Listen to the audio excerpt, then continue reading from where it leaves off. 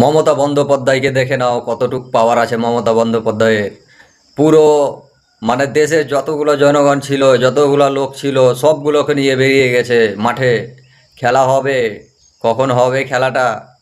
তাড়াতাড়ি তৈরি হয়ে নাও সবাই, যারা মমতাকে ভালোবাসো, যারা মমতার খাচ্ছ ভাতার টাকা, তারপরে অনেক কিছু মানে বলা যাবে না, যতগুলো টাকা পাচ্ছ আর যতগুলো জিনিস পাচ্ছ, আর তার সাথে যদি গাদ্দারি করো, তাহলে তো এটা তো একদম চরম অন্যায় হবে, চরম বেয়াদবি হবে। তো তাই বলি আমি যে মমতাকেই ভোটটা দিবা এরপরে, আর মমতাকেই জিতিয়ে রাখতে হবে।